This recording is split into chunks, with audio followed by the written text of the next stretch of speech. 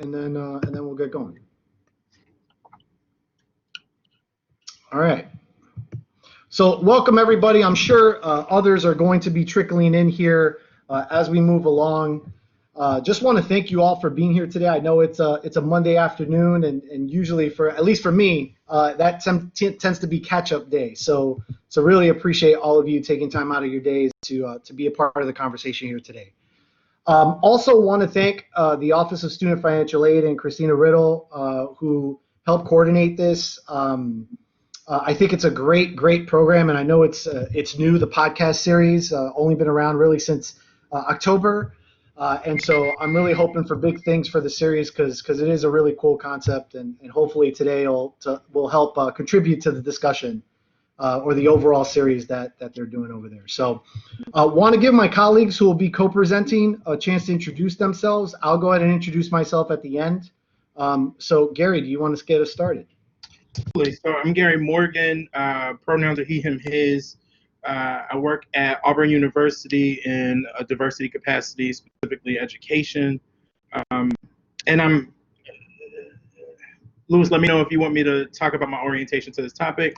And so for me, I get the opportunity to think about leadership, and I see activism as the expression of leadership, and so that's the conversation that I'm interested in. Additionally, as a diversity professional, I also look at systems and the ways in which systems operate and interact with folks who have activist belief. Thanks, Gary. Nala? Hello, everyone. My name is Nala McWhorter. I'm currently a junior here studying marketing entrepreneurship. I am also the president of the Wisconsin Black Student Union, where this year we have been able to take part in a lot of activism work here on campus. Currently, one of our projects, we are working with administration to get Chamberlain Rock removed. So we have some meetings coming up, and that ball is kind of rolling. But personally, I've also been taking part in a lot of activism projects on campus as well. Awesome. Thank you, Nala. Danny? Hi, everyone. My name is Dee Barker. My pronouns are she, her, hers. I currently serve as the Associate Director for College Student Life Operations and Staff Development at the University of California, Santa Cruz. My orientation to this topic, I am actually an alum of University of Wisconsin-Madison. I graduated in 2008. Went away and then came back and worked there for a couple of years, and now I work on a campus that is also steeped in activism and advocacy. Awesome. Thank you, Danny. And so my name is Luis Macias. Pronouns are he, him, his. Happy to be with everyone again. My title, I am the Executive Director for Diversity, Inclusion, and Recruitment at the University of Wisconsin-Madison Police Department. So also here at Madison. I've been at the university for about 6 years, but in my current role for about 1.5 years. So again, good to see you all. We're going to start with a quick land acknowledgement, and then we'll get started with the rest of our program. So the University of Wisconsin-Madison occupies ancestral Ho-Chunk land, the place their nation has called Dejope since time immemorial. In an 1832 treaty, the Ho-Chunk were forced to cede this territory. Decades of ethnic cleansing followed when both the federal and state government repeatedly but unsuccessfully sought to forcibly remove the Ho-Chunk from Wisconsin. This history of colonization informs our shared future of collaboration and innovation. Today, UW-Madison respects the inherent sovereignty of the Ho-Chunk Nation, along with the 11 other First Nations of Wisconsin. All right, so we are going to start by just really, hopefully everyone's had a chance to listen to the podcast that's participating today. I just want to toss it to our co-panelists just to get some very quick reactions, given your backgrounds, given what you're working on now, in some cases your familiarity with the university, right, with Wisconsin. What are your thoughts? What briefly came up for each of you when it came to the podcast? Let's go backwards. Let's start with Nala. So personally, I saw a lot of similarities between the two stories, but also some very big differences. But as far as similarities, just seeing how Black students organizing and really standing up for themselves made this huge impact on many, many colleges years later. And just thinking back to like UW-Madison's 1969 strike, where Black students were tired and fed up, and they all came together and organized. And now we have a Black Culture Center, and now we have an Afro-Am department. So really just like those Black students finding their power and really pressuring administration is the reason that we have UW-Madison has the things they have today. So I just saw a lot of similarities in kind of the history of like why we have what we have on campus.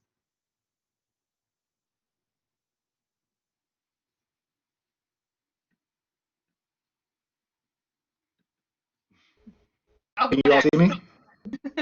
We can see you, yeah. Can you all see me? Mm-hmm. Okay, we're good. Sorry, I don't know what happened. Something happened with my internet there for a second. So Nala, did you finish? Sorry, I didn't the very end. Okay, good. Yeah, I was just saying I've seen a lot of similarities of how we achieved what we achieved on campus compared to the story in the podcast. Danny.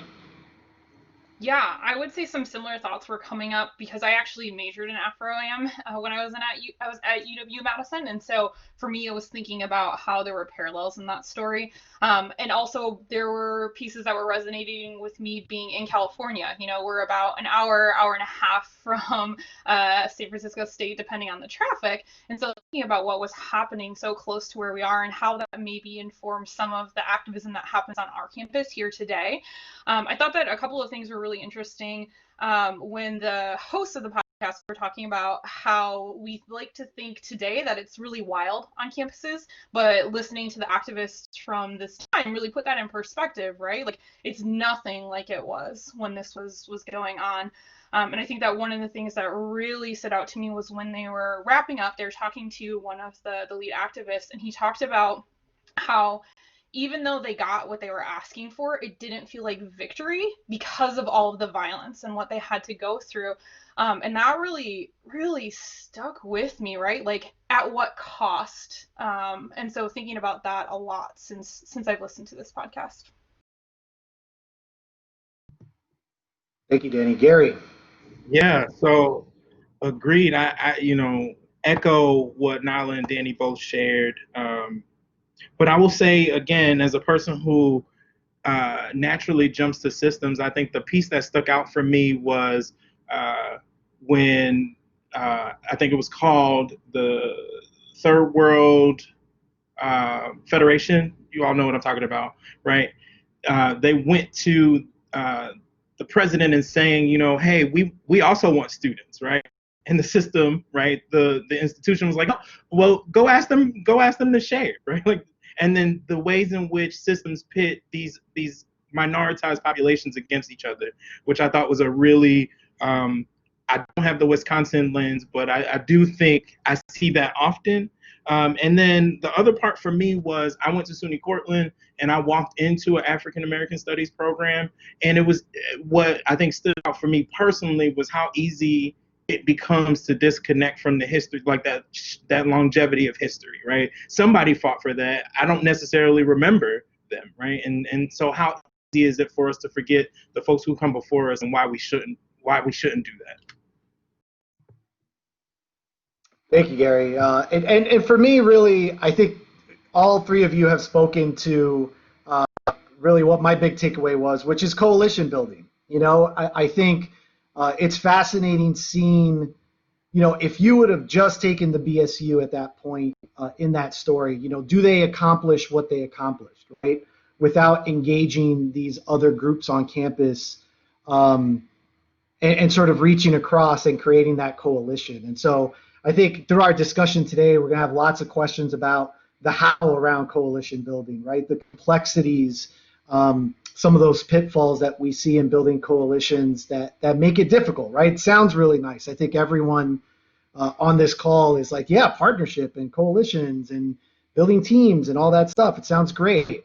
But the how of doing that when not everyone is necessarily bringing the same things to the table is definitely something worth discussing further. So really, to orient ourselves on a larger level, just want to think about what is activism, right? We hear this word, and I think for all of us, different imagery comes to mind, certainly in 2020, right? When we're thinking about what is activism, When is it working? When is it not working? And so what I toss to my co-panelists, and I could kick us off a little bit, is just the question of what are the ingredients of activism, right? Not necessarily a definition. We did have a prep session, folks. Just want to put that out there. And in that prep session, we all came to agreement that ultimately offering a sort of static definition of activism probably was unfair to the discussion. And so just thinking more about like how we see it, what are the ingredients of activism, right? What are some of the things that we consider as sort of part of that whole? And for me, I think it comes down to four things. Partnership, certainly, so coalition building. Throughout my career, I've definitely seen places where, doing things in solitary fashion, not to mention effectiveness, right? Whether or not they are effective. I think the sustainability of things that are done in solitary fashion is questionable. And I've seen things that are done that way that aren't sort of built through coalitions fall apart very quickly and be dismantled. And so I do see that as one big element. Goals. So having, why are you doing what you're doing, right? So whatever activism is happening, what's the goal? What's the outcome that we're trying to reach? Data would be another one that comes to mind for me. I think understanding landscape, understanding what is. I think anti-racism is something that is getting talked about a lot as a buzzword today. And like many buzzwords, right? Often something gets lost in translation. And I think what's gotten lost in translation in talking about anti-racism is it is rooted in outcomes, right? It is rooted in understanding what's the data, what's the policy impact, and how is that impact potentially disparate for certain groups relative to others, right? I think that's a really, really important step in the process. And I think purpose, and I think this is something that Danny, Nala, and Gary can all three speak to.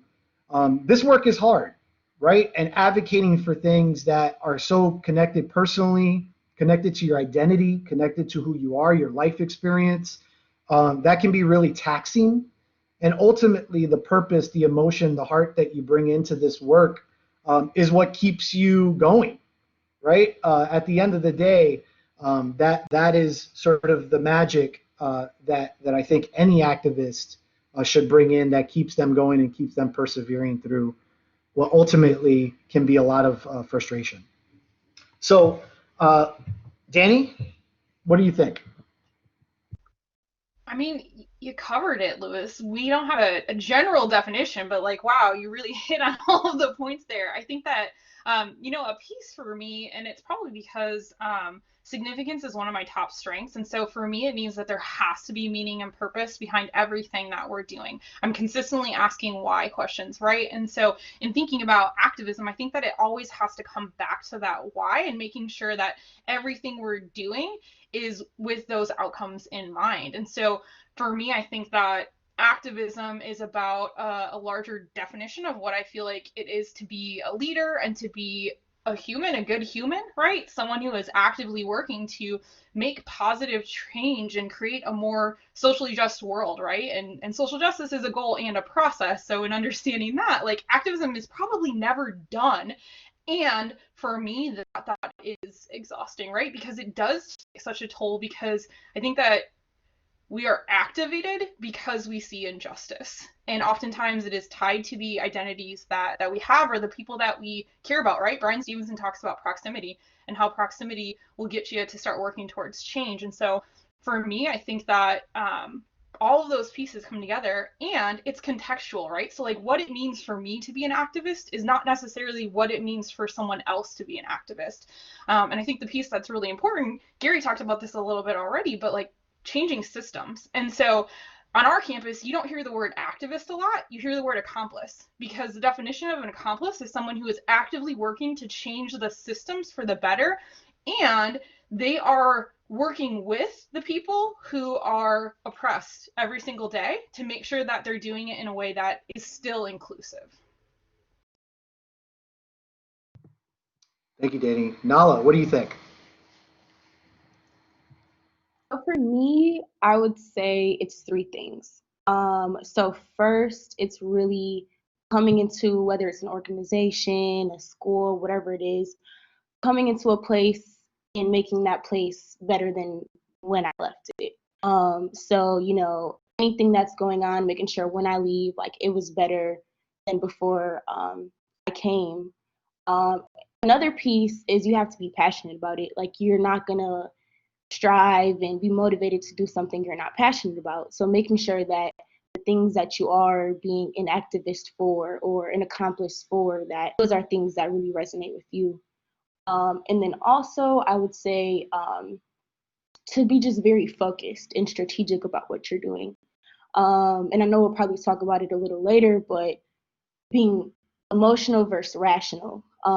So really understanding that there's certain ways to do things and certain routes you have to go through. So to be very focused and like not necessarily being everywhere with your work, but knowing what you want to accomplish, knowing how to accomplish that, and then executing it.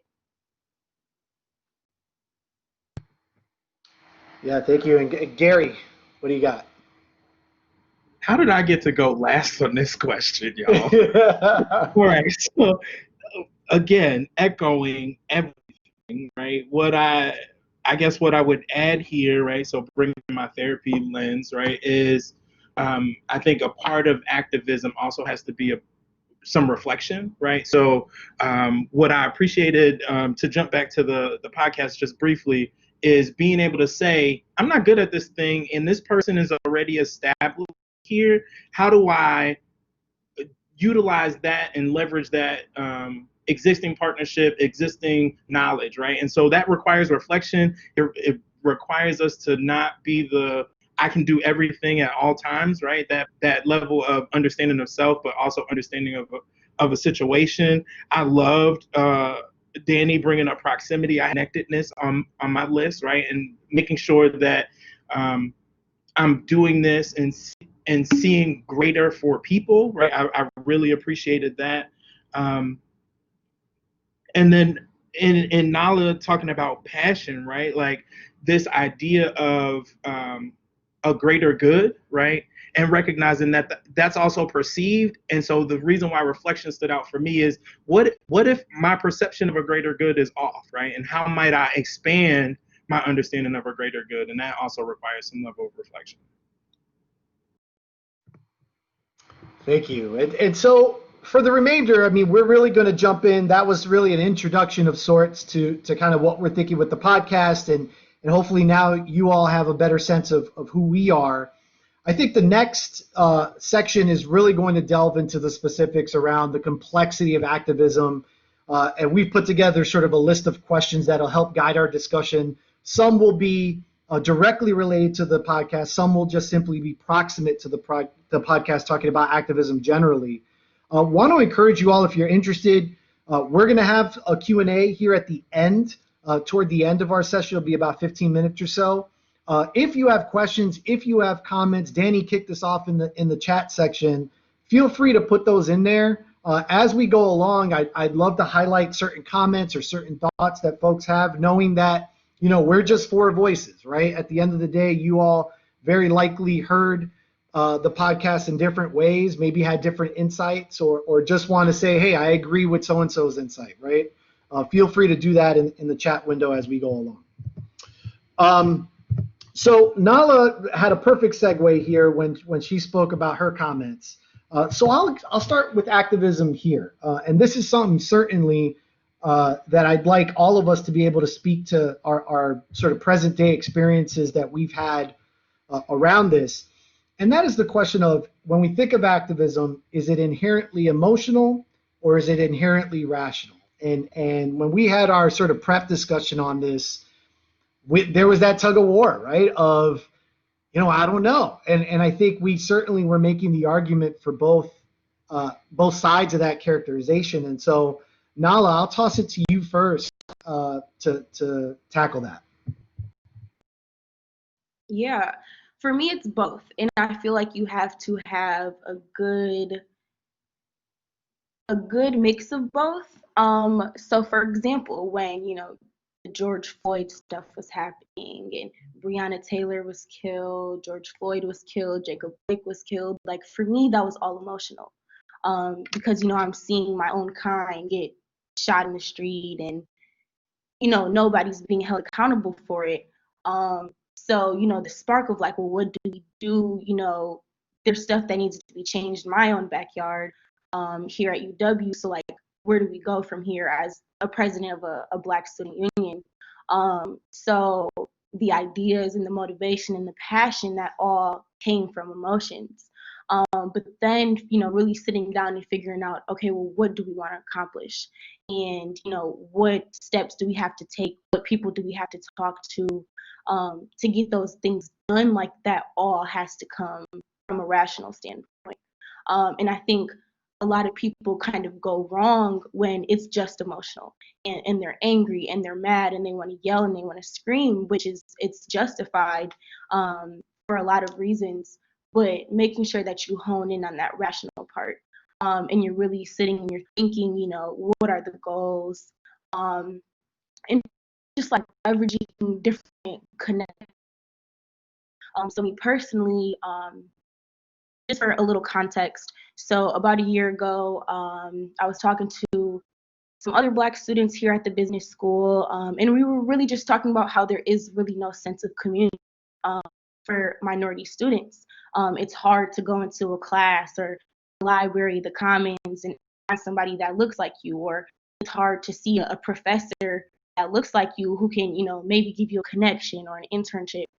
So we were just having conversations about that, and I was like, well, what if we had like a multicultural center in this business school, where that could be possible. You can go in the room and you see all different people that look like you. You have, faculty coming in and hanging out, and you get the chance to have that opportunity to have a conversation.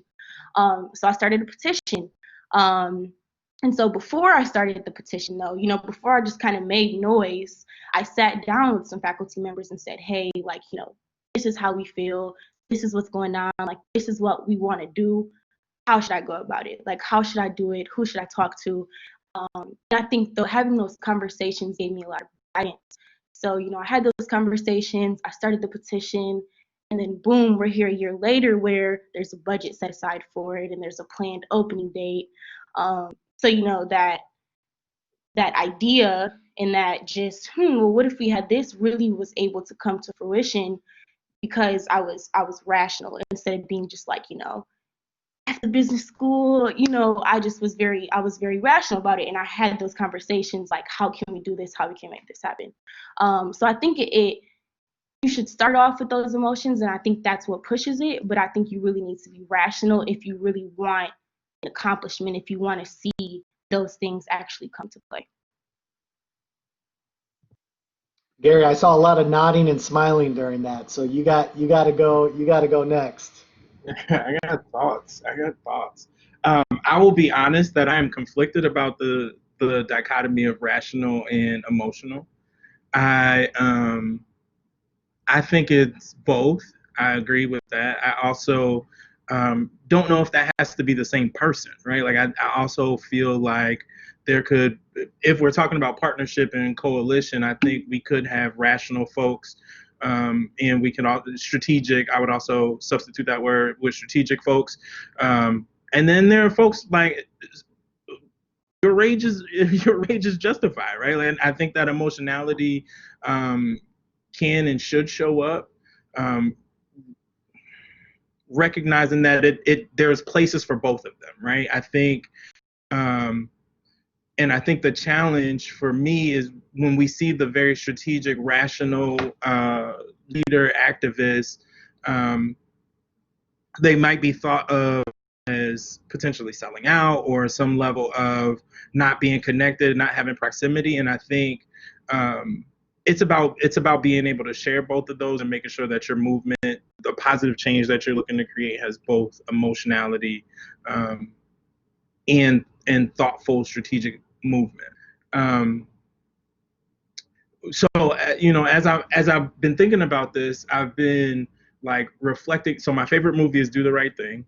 Spike Lee, shout out to Spike Lee, right? But right, so recognizing like there are times where you can have conversation in a logical manner and the system still does not achieve what you want it to achieve, right?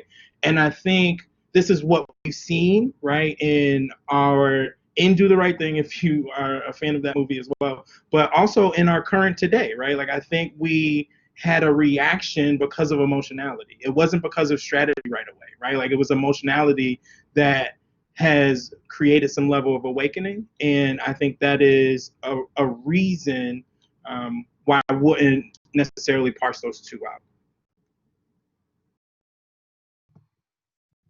All right, Danny. So many thoughts, and I feel like they're not going to be Yeah. coherent. My apologies. I agree. I think that it is both, and I think that oftentimes our call to activism is because of emotion. I think going back to what I was saying though, and thinking about for me what it means to be leader, I don't know that it should always be that way, right? Like I should be able to advocate for something even if I'm not directly passionate about it. Like I am not super passionate about animal rights, but like I can see the value in thinking about plant-based vegan lifestyles, right? So like I advocate that our campus thinks about that as we make decisions around our dining halls, right? Because it's also from a sustainability lens, right? And I feel called to do that because of my role and how I view myself as a leader. So we can talk about whether or not that's right. I think that it's this really interesting place though, because we're told when we are emotional and when we react a certain way, it's not going to get us anywhere. And we can talk about how that is rooted in white supremacist, classist, heterosexist, male, all of the bad things, right? So I hold that, and I can also hold that at the same time, it seems that if we look at history, things only change when we get upset and when violence happens. And so like I don't know how to reconcile those two things, right? Like don't be loud, but then when you're loud things change. And so I think for me, I don't know how to pull those apart then. Strategic is my number one strength. And so when Gary said strategic, I had written down a question like, does activism have to be strategic? Yes, I think it does, but what does strategy look like? And what are we centering in the way that we are told we have to be strategic for change to happen? It feels really rooted in problematic pieces for me. Wow. And so thank you to all three of you for that. I think Gary and Danny, I'll toss, and I'm going to start doing this just because I love asking the three of you questions and learning from, in particular, the three of you. So Gary and Danny, I'll toss this to you and thinking about that, right? It seems like what we're all coming to is a place of there's a place for both things, right? There's a place for the emotionality, there's a place for the rationality, and I would agree with that. However, at some point, right, we look at the George Floyd response. At some point, like Gary said, to get it on the radar required that emotion, right? There was that emotion that we saw, that rawness, and I think it brought it to the forefront for a lot of people of, I need to be aware of this, I need to pay attention to this. But at some point, it sounds like there needs to be a handoff, right? There needs to almost be, okay, the value and the role that the rage or the emotion played in getting us somewhere and moving us forward, it's been done, right? And if we keep moving forward with that, the returns are going to be diminishing, and we might even take steps backwards as a result of that. It feels a little bit like that. As someone, and this goes into my next sort of larger question, as someone that's sort of doing that, like how aware do you have to be of, hey, Gary, to your point, it sounds like if what I'm bringing right now, all I got is the emotion. I haven't thought about anything past the emotion of this happening. At some point, do I need to take a step back, right? Do I need to take a step back to continue allowing the conversation, allowing things to move forward in a way that's going to get us where they need to be? Does that make sense? I'm on mute right now, but yes, I think so. But I also, right, like I'm reflecting on what Danny just shared, right, and I'm like, yeah, when have the quiet folks gotten their way, right? Like when has the folks who haven't showed up with some level, like the start of this country, like the whole situation has always been in some level of protest, some level of anger. And so I question, so I guess this is where I'm going to your question, Lewis, is yes, I think for within systems, somebody has to show up with strategy, right? But I think that person with strategy should also be able to say, well, I'm sitting at the table, let's have a conversation, but do know right outside they'll burn this whole thing down, right? Like I think that part should also be there, right? And I think that was a part of the podcast, right? Like it was, okay, we have this list of demands, right? But also know that that protest outside is not stopping, right? And we need you to understand that in order for us to move forward, right? And I think that level of strategy and emotionality, they have to be able to point to each other, but maybe not a handoff. I probably wouldn't categorize it as a handoff. Danny, anything to add on those lines? I mean, I think that, it's interesting. Gary pointed to like, how was this country started? And make no mistake about it, this country was not started for us. For the likes of our people, it was not. And I think that what is interesting in that is to think about how have we come from that place where revolution created this country to then saying that revolution is not that. It does not look like that anymore because you're asking for something that we didn't set it up to be, right? Like, that feels maddening to me. I'm not gonna lie. Like, okay, so how are we supposed to make change? And so, yeah, I don't. Again, not coherent. So I'm sorry because it's just all the thoughts and and feels on it. And I forgot your original question because just so like wrapped in that at this point. Sorry about it. Yeah. Okay. So let's move on. I mean, I think that's a big question, right? And I think it'll keep coming back as we move forward in our discussion. So Nala, I want to toss this one to you a little bit. So allyship, and Danny talked about accompliceship before as well. UW-Madison, predominantly white institution. Naturally, when we talk about coalition building, the natural sort of flow of things as we build coalition is there's only a limited number of people of color, even if you count faculty and staff at UW-Madison, that we have to work with to build a coalition, right? So I say that to say that ultimately any coalition is going to include majority populations, right?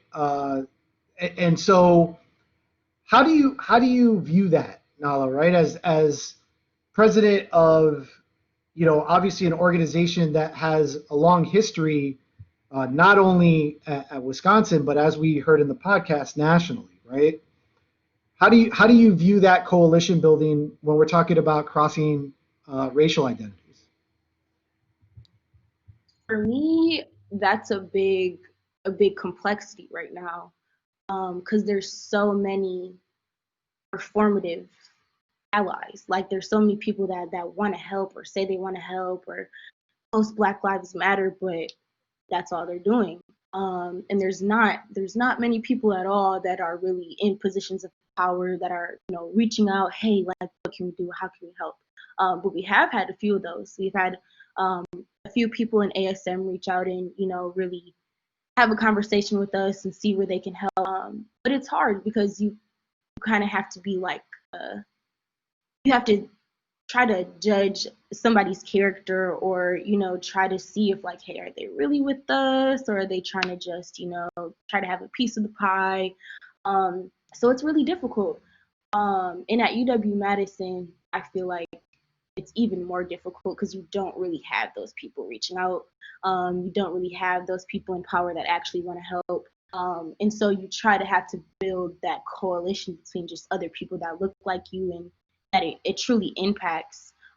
So just kind of for an example, we have a very strong relationship with One Sheep, and they're a Native American organization on campus, and we're kind of like fighting hand in hand for the same things, but they have like different connections than us, and we have different connections than them. And so kind of just bringing that together, we're able to not only work towards the demands that we have for the Black community, but also work towards the demands that we have for the Indigenous community, and fight together.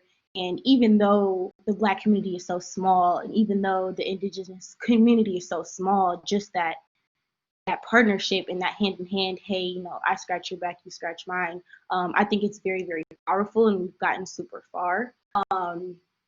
But there's room for growth. There's room to build a larger coalition with, you know, people who are in power that don't look like us.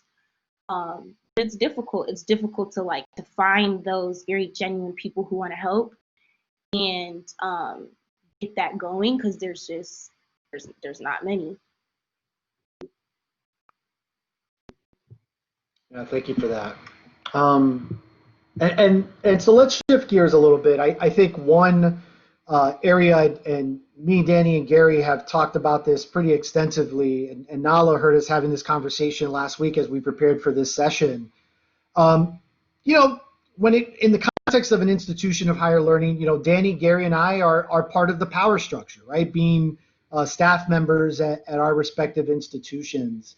And oftentimes, you know, that can butt heads with notions of diversity and inclusion that we hold, that we try to translate to our work. And so particularly to Danny and Gary, can members of institutions be activists? You know, when thinking about faculty and staff, can we be activists? Because I think one thing that resonated with me with the podcast was, you know, one gentleman was fired, was affiliated with the institution, right? That was a staff member that was part of the activism. And then the other, who the students wanted to chair the ethnic studies department, ended up also getting fired or leaving the institution, right? And so at least in that specific case, it seemed like the answer was no, right? You can't be an activist and be a faculty or staff member within an institution. So I'm curious what you two think about that.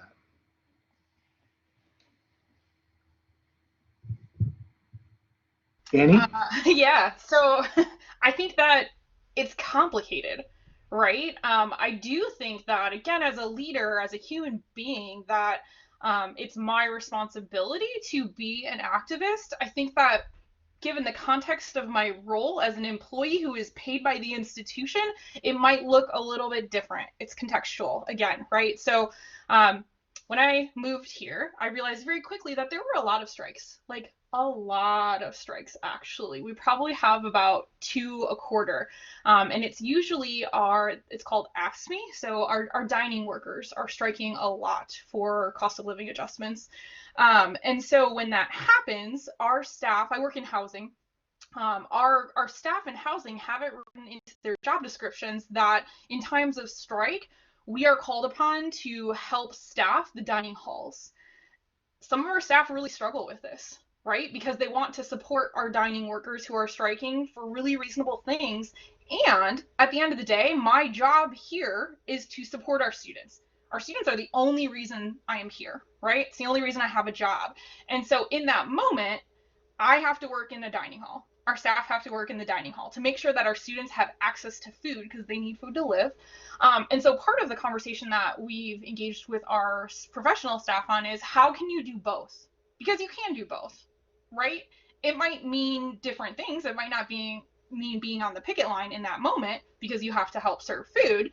But how are you being an activist beyond just that one thing? Because sometimes that becomes performative too, right? It looks good for me to go and be on the picket line. And what are you actually doing to help move us towards change as an institution? And so I think you can. I think how you do it matters as a staff member, which again, we can talk about how that might be problematic. But I think that it looks different. And that was one thing that when I transitioned from a student, even a grad student, to a professional staff member, there was a learning curve there, right? Like as a student, I could say whatever I wanted about the University of Wisconsin-Madison. When I came back as a professional staff member, particularly in the School of Business, that had to shift a little bit. Now, that doesn't mean that I wasn't advocating for things and having these conversations, but it looked different than it did when I was a student. Yeah, complicated. Yes, agreed. Right. And so for me, I think that's a really tough line to toe. Right. So knowing that there are some folks who are employed who very much feel the emotionality around activism or protest, however you want to frame that, but also are check to check, and so might not necessarily see themselves being able to jump in that way. But I agree with Danny in the ways in which, and for all of us, the ways in which we opted out of a definition, right? Because I think that looks different for all of us, right? And so for me, I think more junior in my career, I didn't feel like I had the voice. And so what I would do is pour into students all the knowledge that I had, right, about how the system operates, right? And so giving students what I had, right? And allowing them to take that and, baffling the system to a degree, like, where'd you learn this information, right? Like, to that extent, right?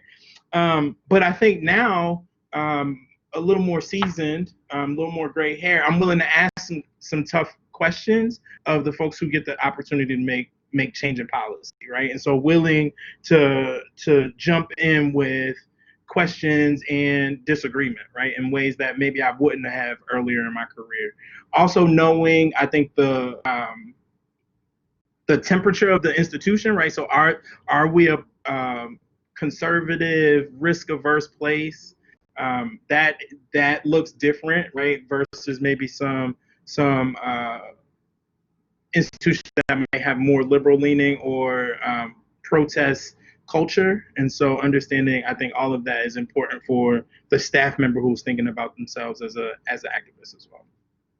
Every place is a conservative, risk-adverse place. I will say, it's funny because here our leadership team is very female-heavy, and I've had conversations with some of the folks about how even though we're essentially run by women, we have so many women in our cabinet, our chancellor is a woman, like, you still feel the patriarchy heavily, right? And so one of the things that I talk to our professional staff about a good amount is, like, at the end of the day, I have to make a choice, right? If I come to a place where I feel like there are too many things that are not in line with my values and I'm not able to make change, then I have to start looking for somewhere else to be, right? That is a choice. I mean, I can't not have a job because unfortunately people want money from me regularly for things, unfortunately. How rude. But I have to make that choice if there are too many things that I can't get behind. And so on that note, I'm curious, right? So I've had this conversation with Gary before. I've heard other professionals of color talk about this, right? That they will never leave the metro cities. They will never leave. Like, there is for lack of a better word, to use a UW-Madison nod, a sifting and winnowing of institutions that they are willing to work at. Based on this, right? Based on the fact that, I am a person of color and I don't feel, for whatever reason, like I'm going to be able to live out my values in particular geographical locations, whatever it may be. And so Gary, just, being in Alabama and I remember me coming up into Wisconsin, that was different. I grew up in Miami. I was moving from Miami. Very, very different, right? In terms of the assumptions that I could make, in terms of culturally, how I was able to engage and how I could expect to be received around these issues. But I suspect that's not an accident, right, Gary? I don't think your willingness to work at an Auburn was an accident. And so can you talk a little bit about that? Like, why Auburn when you had, metro cities at your disposal that you got HBCUs at your disposal, right? I worked at an HSI, Hispanic Serving Institution, before moving up to Wisconsin. So that was there as an option, and yet I'm here, right? And so I'm curious from your perspective, what did that process look like for you? Wow. How long do we have? No. So I'm from Brooklyn originally, right? So, this is a change, right? A change from what I'm used to. However, I also believe, and shout out to Danny, right? We're gonna bring some strengths quests in, right? Restorative is my number one, right? And so problems are what I see, right? And my ability to jump in thinking about problem and the ways and solutions is where I jump to. And so for me, a place like Alabama that's rooted in history and current day, we won't just call it history, right? But we have some stuff, right? And so understanding that if I'm gonna do this work, I gotta do it where it's hot, right? Like I gotta do where the work is. And granted, it's everywhere, right? It's everywhere. The work is everywhere for sure. But I felt compelled in my value system to go where other folks might not want to go. I mean, I think that it's dangerous to make a leap based on that assumption, right? So like we left Wisconsin, we were only looking in California because we felt like the state was yeah, competition, that's true. The state was much more in line with our values, and we're in Northern California, so like should be even much more so. And we're in Santa Cruz. We're 40 minutes from Silicon Valley. Like the tech bubble has really impacted this area. Our institution is only 50 some years old, right? So all of these things were assumptions that I held about what I was coming into. And this is an HSI, and it still very much feels like a PWI sometimes, right? Like run by women, but feels like the patriarchy. And so I feel like it's dangerous to make those assumptions based on that, because I had a faculty member in grad school who said all the institutions are basically the same. There are nuances and there are differences, but like higher education is a system and it's a business, right? Like there's lots embedded into this system of higher education that pervades your geographical location, I would say. Wow. So, I look at this and, all of us receive training in higher education, right? We've all worked at higher education institutions for a long time.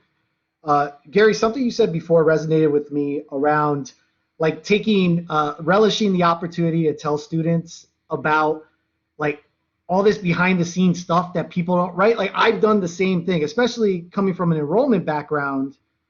There's so much that people don't understand about how enrollment works, right? And it's both what makes it fascinating to me and what makes it super frustrating to me, right? But I agree with you that there's a lot of value. There's a lot of knowledge there that I think it's important that could help inform activism in a lot of ways. And so Nala, I think one barrier to that potentially is trust, right? So knowing the conversation we just had about people like me, Danny, and Gary being aligned with higher education institutions, which to what you shared at the beginning is sort of the subject of your activism, right? It is what you are advocating in some cases against to see change. Is there mentorship? I know you talked about mentorship and guidance a little bit, Nala, but like, is there mentorship to be found among folks like me, Danny, and Gary that work at higher education institutions, whether they're faculty members or staff members? And what process do you use for deciding like who those people can be, assuming that you feel like that's even a thing, right? Like what process do you use to identify those folks and kind of vet them? Yeah, I think I really try to focus on who is actually trying to help me get the work done. So like when it comes to you, Lewis, like you always check in, you're always trying to give me like the truth behind things, and you're just very transparent. And I think I need that. For me, it's the transparency. Like even if I tell you like, hey, like BSU wants to do this, and you're like, I don't think that's a good idea. Like even telling me that and being honest, and then telling me like, I don't think this is a good idea because, or you might find difficulty in this area. Like it's just the transparency. Because I feel like a lot of people in higher ed say like, yeah, they support us and, they want us to move forward with this and that.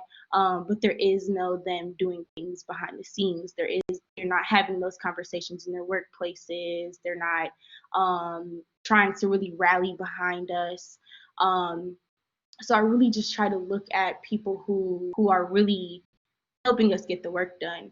And that's one thing I guess can and can't say about UW's administration is that there's a few people who say they want to help us and then don't do anything past that point.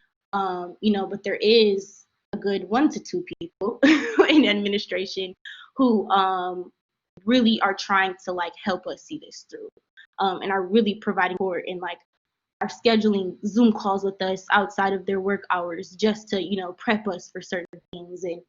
And that's what I really appreciate. But again, even people in higher ed are very formative as well, just as students are. There's a lot of people who, say they support, but then don't put the action behind it. And I'm a person that can see right through that. And so like the people that I cling to and the people in higher ed that I'm on a consistent, I talk to you at least once or twice a week. Those are the people that I know that are very transparent with me, even if they don't personally support what I'm doing, just being transparent with me and still advocating. Like, even though it doesn't impact them, they're still advocating. And again, going kind of back to the point when we talked about allyship, there's not that many people doing that. So it's really, to me, it's really just quality over quantity when it comes to the people who are mentoring me and guiding me. I'd rather have one good, transparent person who is, working behind the scenes to help rather than 5 mentors who just aren't doing anything. And thank you for the kind words, Nala. I appreciate that. But I will say I had a bit of a cheat code with that because I've known Nala since she was like 14, right? So by the time you got up here, I already, I think that relationship had an inherent advantage, right? What I'm curious is like, talk to me from how do you build it from the start, right? So a lot of the people on the call are folks that are staff members at the university. They might supervise students, right? Student workers or something like that. How do they demonstrate that while also being able to do the things that I acknowledge at this point?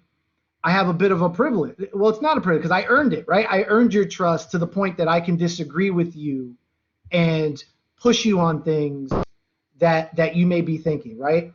How does someone get to that point from the start, right? Like if I've never met Nala, I'm a staff member, I want to communicate this to you and I want to build that relationship, what would you say to faculty and staff members that may be on this call of how to with the student?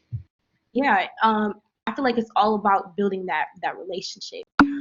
So I won't say names or anything, but there's one specific person in administration who made sure that relationship was built. So from the start, in the summer, we came out with demands and we were working and trying to contact different people in administration. And this person made sure she had my number personally, I had her number personally. And that communication was just very, very open. So, when things were being talked about in administration about these certain subjects, we were told, and we were that communication was open. Or such as like Chamberlain Rock, we're trying to get Chamberlain Rock removed and some obstacles came across, or, we heard a little bit of he say, she say about, possibly people not supporting it, and that communication was very open. So when those obstacles came about, or when they were hearing people, not necessarily supporting it, or giving little like feedback, or maybe, they should try this, or maybe they should talk to this person, I received a text right away, like not even an email, a text like, hey, I just want to let you know that, this is being talked about, like we can set up a time to talk about it and help you get through it. And so to me, that was very important on an activist level. But then also just me as a person. So like when I was going through things, whether it came to school or whether it's things back home, like that person would text me, hey, just checking in on you. Like, I don't even want to know how BSU is going. I want to know how Nala's doing. So like, even just separating me, like for a lot of people in administration, I'm just the president of BSU. Like I'm not Nala, I'm not a student. I'm the president of BSU. And so, but to kind of separate that and really see me as a person and be like, all other stuff aside, like, how are you doing? You need support.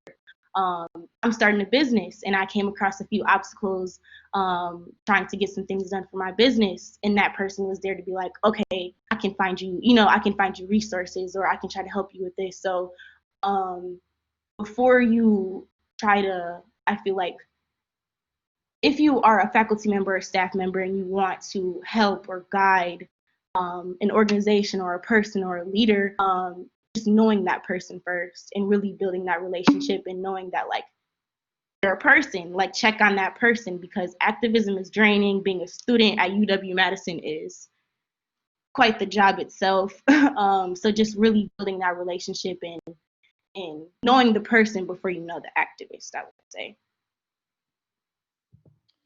Yeah, and so to pivot a little bit, and Nala, I'm going to get back to you on this, but I want you to hear what Danny and Gary say first. You mentioned demands, right? And Gary, like you said before, a lot of times, a faculty or staff member is going to have a different perch, and because you have that different perch, you see kind of what's going on and maybe some of the why and the rationale behind things that perhaps others, particularly students, don't see, right? That helps to explain things in a way that is important contextually. And so Danny and Gary, I'm curious, when you all see sort of, I don't, it's not a new trend, right? But it certainly is a trend that we're seeing continue today, where demands are issued and timelines are put on demands. And in some cases, the demands are based off of incomplete information or misunderstandings of, things that are critical to the conversation and moving things forward. How do you all receive those? Like, what's sort of the thoughts you have about sort of the give us these demands, or we're going to escalate kind of dynamic that we see play out?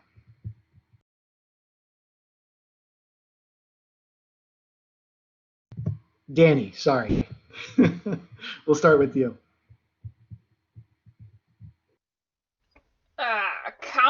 Complicated thoughts process, I would say, because I think that oftentimes the end goal is good, right? And how we're getting there is maybe not the most productive. So an example of that, if you have Googled our campus or you've heard of our campus at all recently, you probably know that we went through a pretty large grad student strike last winter.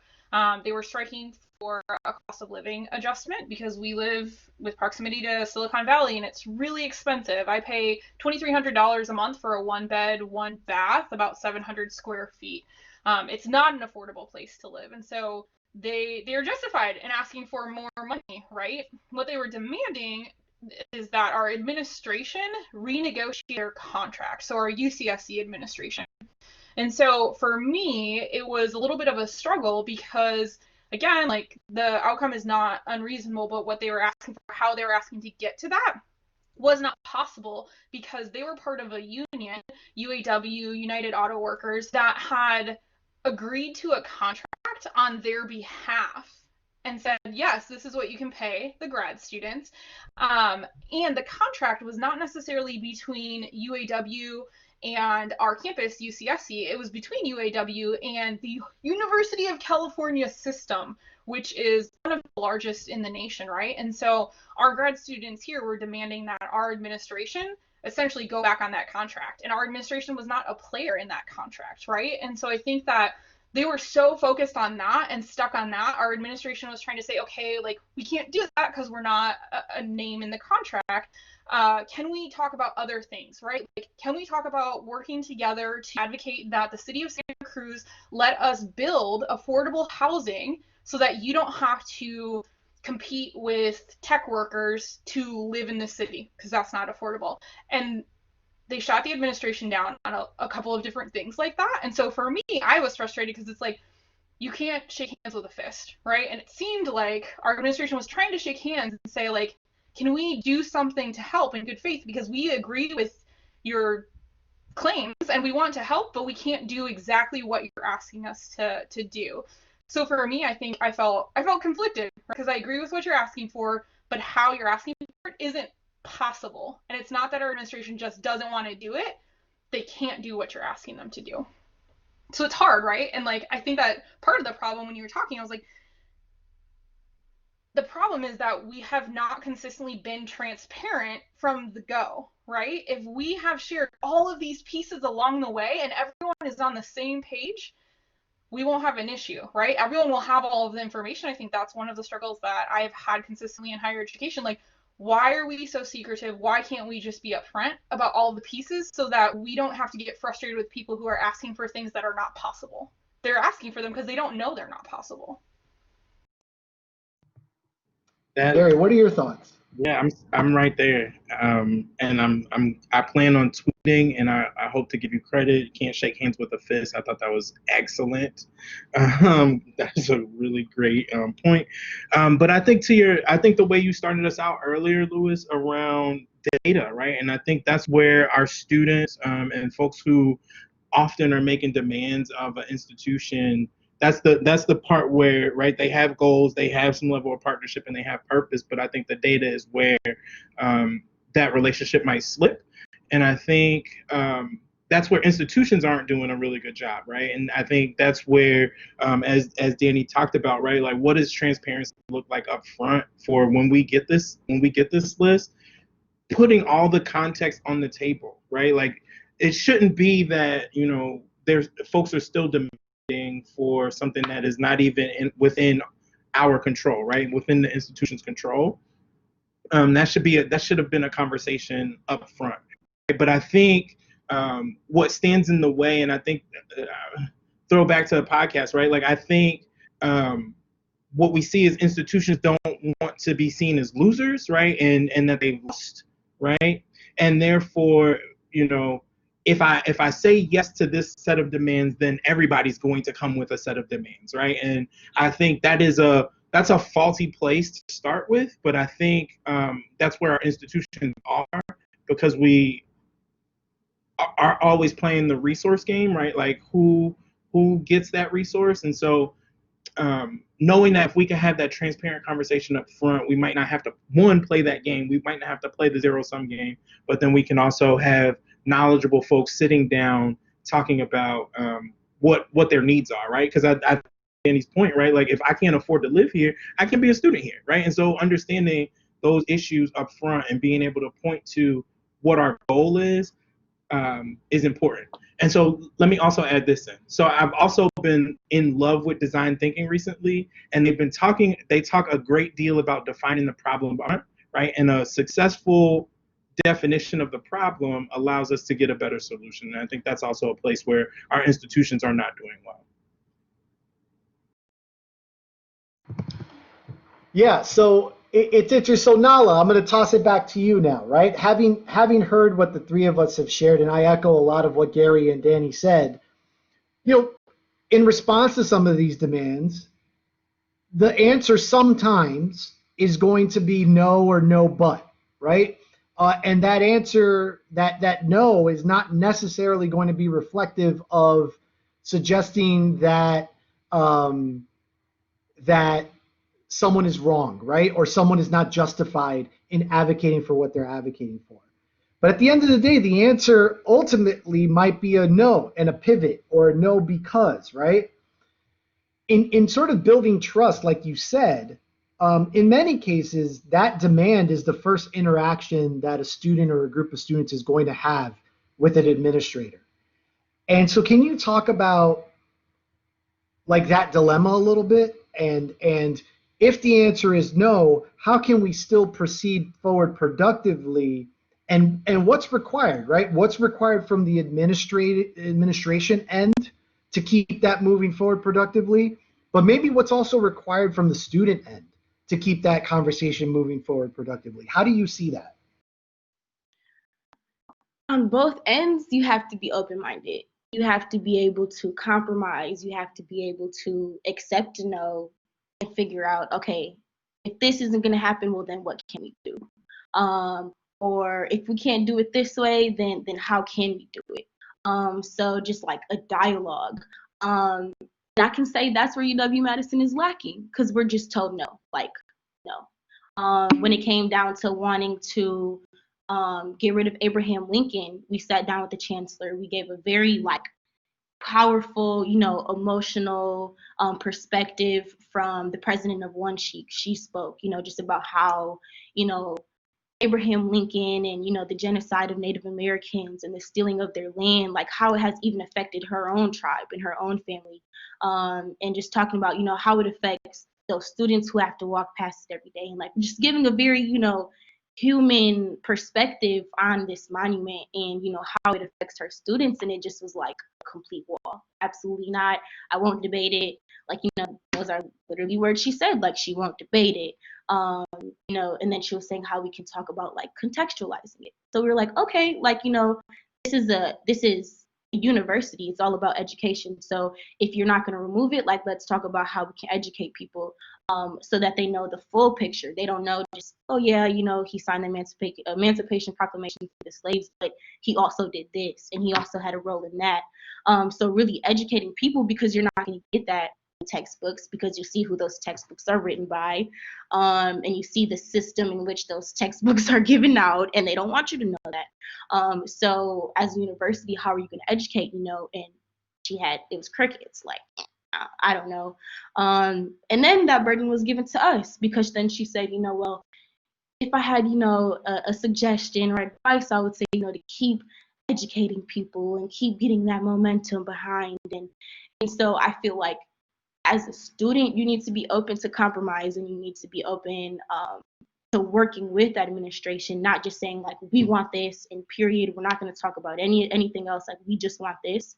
But then it's really, I feel like, the ball's in that administration's court, to say, well, we can't do this, but we can do that. And I think what Danny was saying about how like the contract was, like, they literally couldn't do it, but here's some alternatives.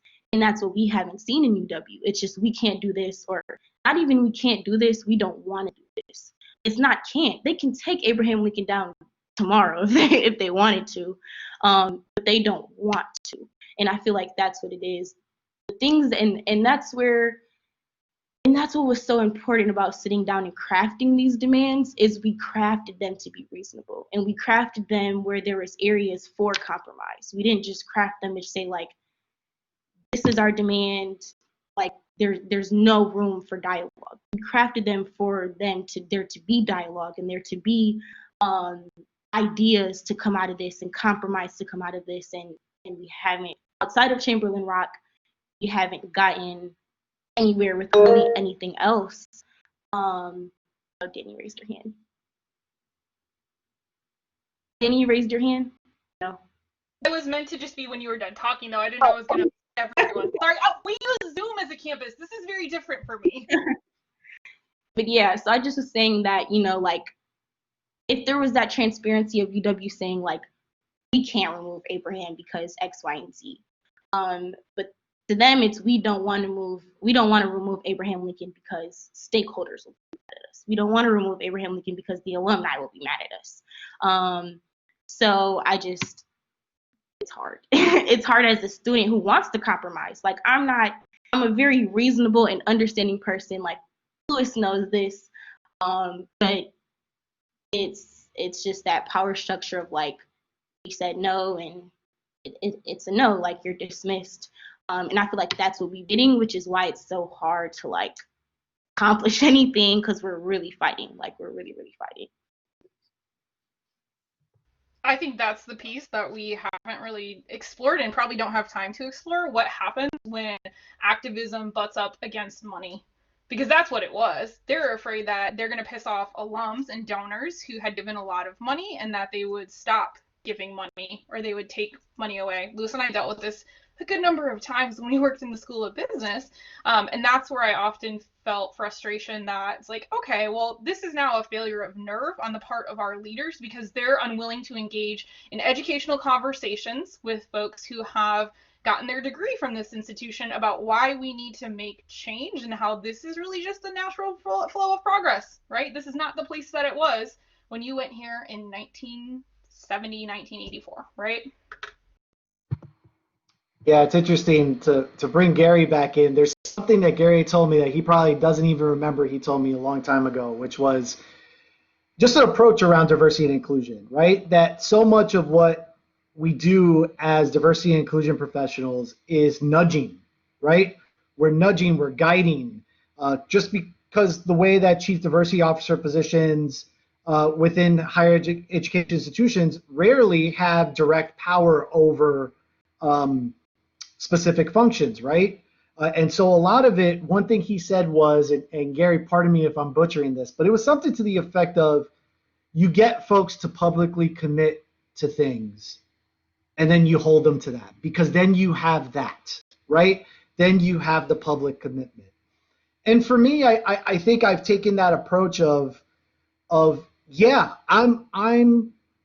if you're going to make a decision to not do something that's just and something that's fair and something that's right, that we've committed and we've all agreed is right and just and fair, I'm not going to give you a rational reason to back out of it, right? Like if anything, it's going to be like you said, Nala, because it's what you wanted to do, and that's fine, but that's going to be clear, right? That's going to be something that at the end of the day is clear. I think over time, just as a person, I've grown away from that emotionality a little bit, and I've arrived at that more rational place. But that was a process for me. And I think all three of you have kind of seen that, right, over the course of a number of years. So, any questions? So I will address them, and I'll pause kind of our concluding statements. If any questions pop into the chat room, definitely either raise your hand or go ahead and type those into the chat, and I'll pass those along to our co-panelists. But short of that, I wanted to highlight something, and Danny kind of stole the thunder earlier in wrapping up around the podcast, and that is, at the end of the day, you would think that it's a success story, right? It has a happy ending. Ethnic studies was installed, and now we've seen how ethnic studies has proliferated as a graduation requirement across the UC system, and right, like, so if you would think that these activists would look back on this and say, yeah, mission accomplished. And I think the reality of what we got was the opposite, and that was, for me, a very poignant moment was when one of the main activists, Jerry Bernardo, I think his name was, said, I don't know if there's any victory in violence and warfare for anybody. And certainly some of the violence, some of the warfare that we see was very overt in the podcast episode, right? Around, brutality and people bleeding and people going to jail and all, stuff that was much more overt. But I don't know, I think I received it as much more sort of some methods, right? That when we, fear does not create a lasting peace, right? I think that was a quote that stuck with me, and so I'm curious to you all, like, did that surprise you? Did him kind of looking back and saying, I don't know if he said that it's not worth it, but he didn't say what I thought he would about feeling proud or feeling happy, and I'm just curious how the three of you received that. I feel like that kind of resonated, because although UW-Madison hasn't had like that type of violence or, people out bloody on the street, our Black students struggle with mental health. Our Black activists, are having to fight for things that we shouldn't have to fight for, and then also have to go to school, also have to go to work, also are seeing Black people dying. And so kind of like, I think Danny mentioned it, like, at what cost? Like we're trying to get these things done. Like, we are truly trying to change the narrative of this whole, Black and white thing here at UW, but like, at what cost? Like, our academics aren't probably as good as they should be. Like, our mental health, we feel busy and stressed all day, every day. And like, we're just asking for a little help, administration, and they're not doing that. And so to me, the things that are getting done, yes, at times they feel like victories. But then to me, at the same time, it's like, to me, this is common sense. Like, this should have been done. Why do we have to fight so hard to get rid of a rock that was called Niggerhead Rock? Like, why do we have to explain ourselves this much and sit in front of these different committees and do all this just for common sense things to me? So So it feels like a victory, but then again, it's like I sacrificed a lot for this, and I'm still sacrificing a lot for this, you know. So I feel, I don't know, that one's complicated, but it definitely was interesting hearing him say that, you know, he didn't feel like it was a victory because all the violence that happened. Because I feel that way too, like not as much of a victory as it should be, because we just had to sacrifice so much of our own personal journey just to try to get administration to see that like these things are wrong and these things should be done. Yeah. Nala, if I may, I just want to ask a follow-up question because I know that it's something that perhaps even the folks that are participating with us today might have, because you mentioned the statue issue a couple times, and you know, you and I talked about this, and I want to give you the space and the platform to be able to kind of talk about it with more than just me, right? Because we talked about, you know, I mean, Danny can certainly point to this as someone that's worked on this campus that, I mean, pick your issue, right? You could literally, there's a universe of options of things that we can do better as a campus, right? And I questioned you on why that option, right? Why out of the various options you could have picked, did you pick the statues, right? Particularly one of a president that largely, at least the way that the history has been portrayed, is portrayed in an exceedingly positive light, right? And I thought your answer really shifted me. It really did. You talk about an open mind. You know, I think what you presented about physical space and the importance of that. You talked about the multicultural center earlier in this talk. I just would love if you can kind of expand on that, right? Why the statue when there are all these other options that you could have explored just as well?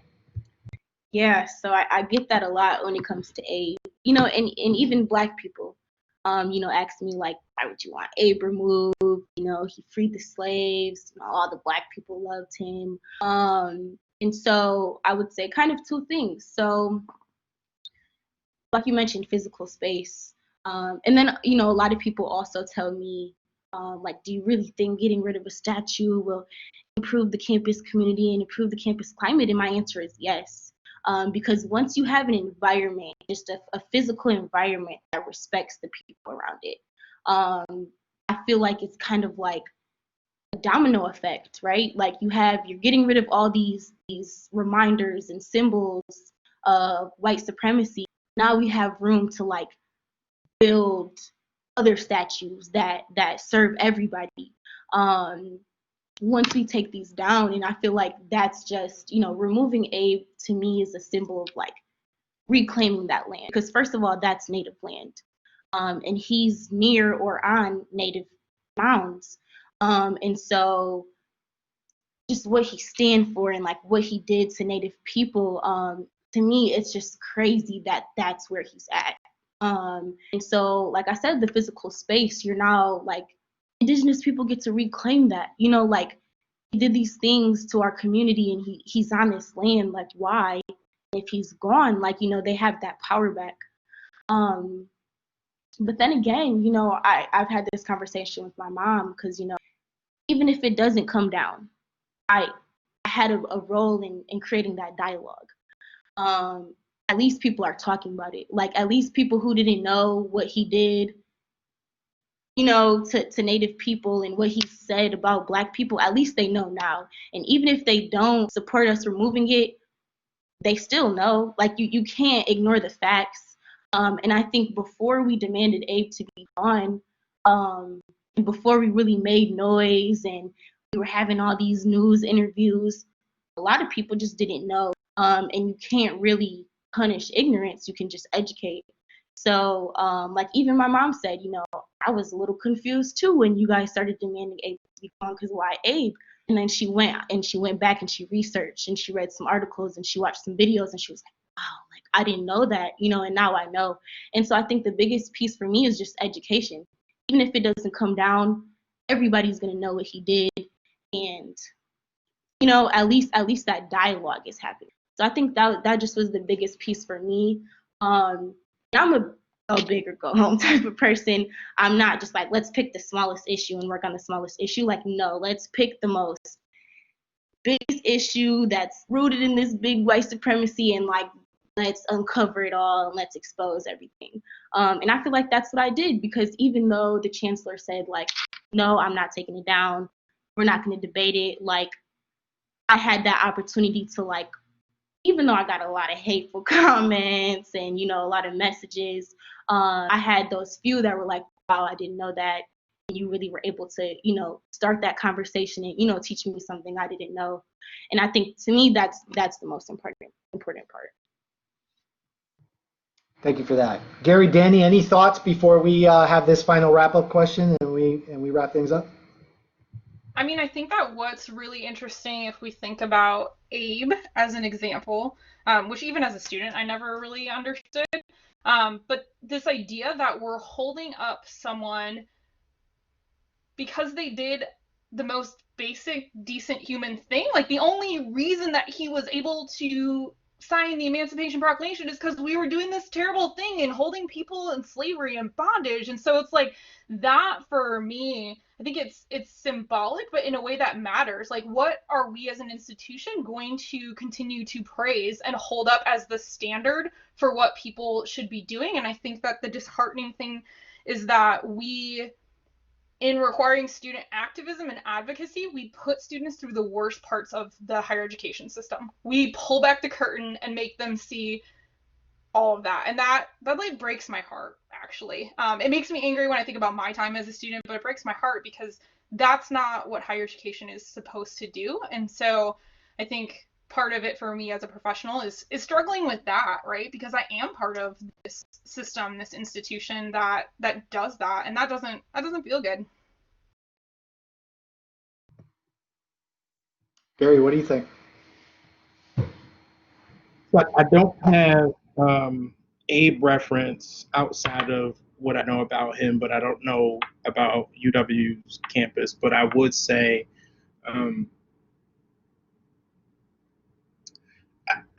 even when, so I think earlier, and I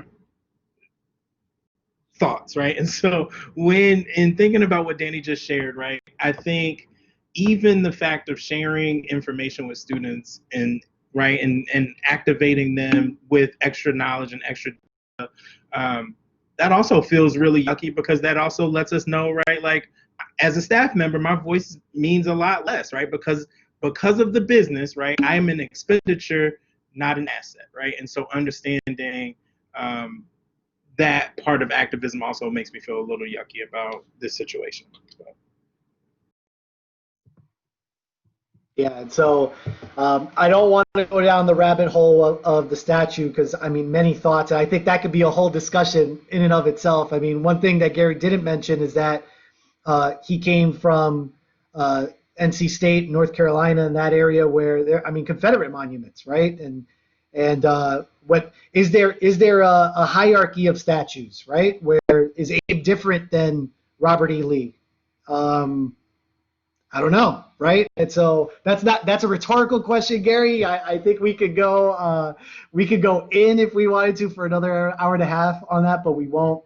So I'll leave it with this question, and that is, you know, all things considered, the podcast,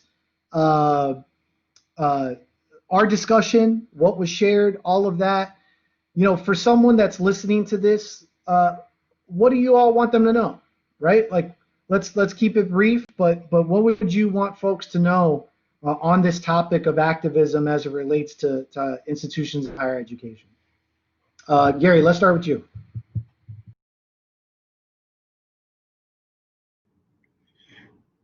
If I wanted folks to know, it doesn't have to always be loud and in front of folks. You can do some work quietly, right? So I think about the ways in which I spend my personal dollars is a sign of activism as well. And so, but it also requires you jumping in and having some level of proximity and connection. Thanks, Gary. Danny?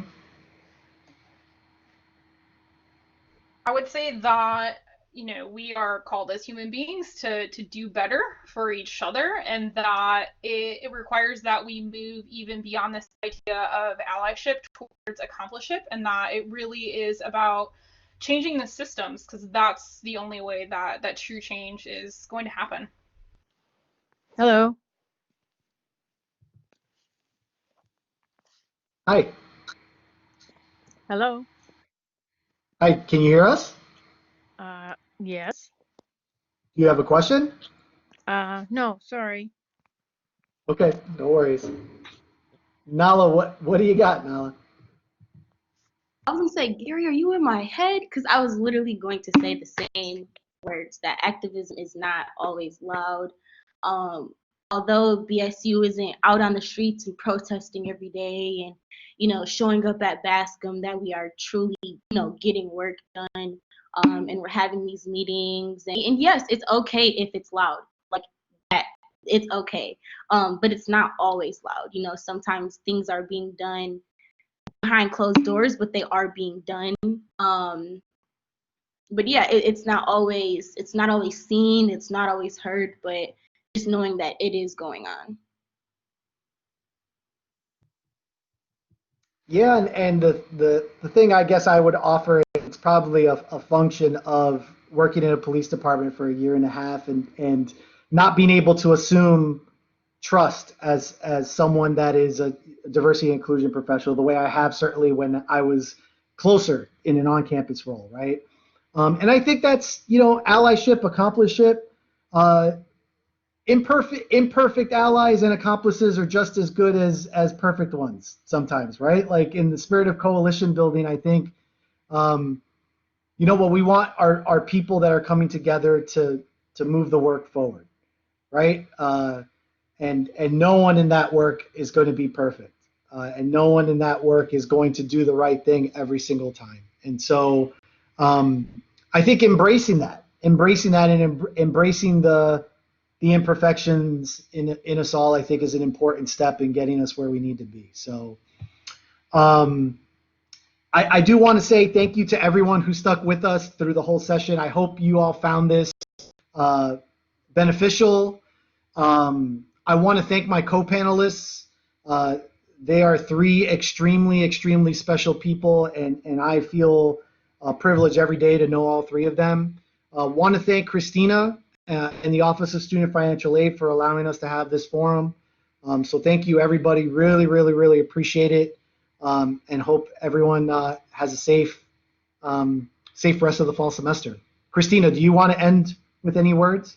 I just want to say a huge thank you to Louis, Danny, Gary, and Nala. Thank you so much for being here today and sharing all of your insights. Lots of great takeaways, and I know I learned a lot and have a lot to think about. So thank you so much for being a part of this discussion, and hopefully it continues to happen even after this podcast and into our other podcast discussions as well. So for those that are still left, we do have a survey.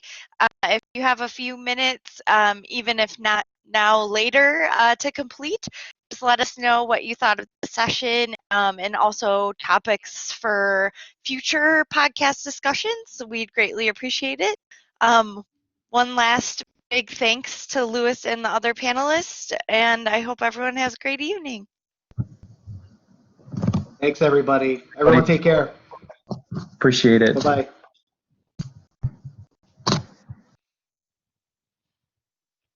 Gary, Nala, Danny, do you all want to stay on? If you're still on, hopefully you're still on.